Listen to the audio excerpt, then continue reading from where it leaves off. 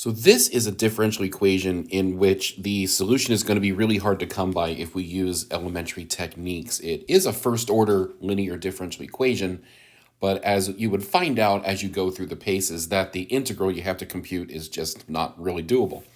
So we're going to try to find a power series expansion for the solution up to the x to the fifth term. And the way we look at that, remember, is that we assume that y of x is equal to y at 0 plus y prime at 0 times x over 1 factorial plus y double prime at 0 times x squared over 2 factorial. We're assuming a Maclaurin series, and so on and so forth. So all we really need to do is find the first 5 derivatives of the function y at 0, and we can do that given the differential equation. So for example, we know that y at 0 is equal to 1. So that means we know that y prime at 0, that's dy dx, plus y at 0 is equal to natural log of 0 plus 1. So that means that y prime at 0 plus 1 is equal to 0, which means that the first derivative at 0 is negative 1. So that's going to get used when we form our power series.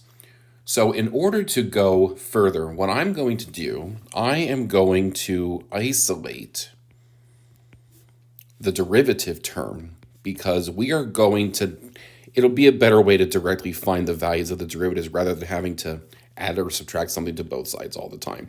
So I know that taking the derivative, I'm going to get y double prime equals negative y prime plus 1 over x plus 1. So at x equals 0, that tells me that y double prime at 0 is equal to negative y prime at 0 plus 1 over 1. So y double prime at 0 is equal to, well, y prime was negative 1, so that's negative of, that's negative of negative 1 plus 1, which is 2. So now we have the second derivative at 0. Now we just keep going. So y triple prime is equal to negative y double prime, and that's going from here to here. Derivative of 1 over x plus 1 is minus 1 over x plus 1 squared. So then when x equals 0, we have y triple prime at 0 is equal to negative y double prime at 0 minus, that's another 1 again. Y double prime at 0 is 2, so this is negative 2 minus 1, which is negative 3. So we're getting somewhere here, just 2 more to go. So then the fourth derivative of y, taken derivative again, is negative y triple prime plus 2 over x plus 1 to the third. Substituting 0 for y, or 0 for x, now y triple prime was negative 3, so this is negative of negative 3. This is 2, so this is 5. So that means the fourth derivative at 0 is that. And now, last but not least, the fifth derivative of y is equal to the negative fourth derivative of y. Now, taking the derivative 2 over x plus 1 to the third is minus 6 over x plus 1 to the third. So at x equals 0, we have negative 5 minus 6, which is negative 11. So there's the coefficients of all of our terms. Now we write out our solution. So y of x is equal to y at 0, which is 1. We saw that the first derivative was negative 1, so that's going to be minus x over 1 factorial.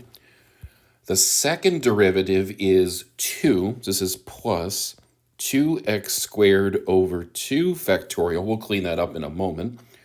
The third derivative is negative 3, so that's minus 3x to the third over 3 factorial. And again, we'll clean that up.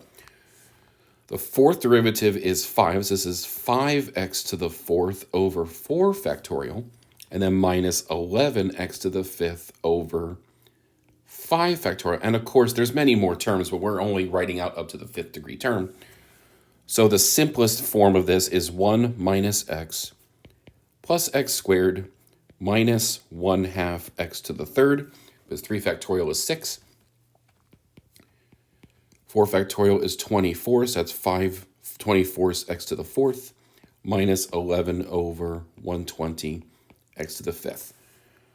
And that is our solution up to the x to the fifth term. And there we have it. So thanks for watching.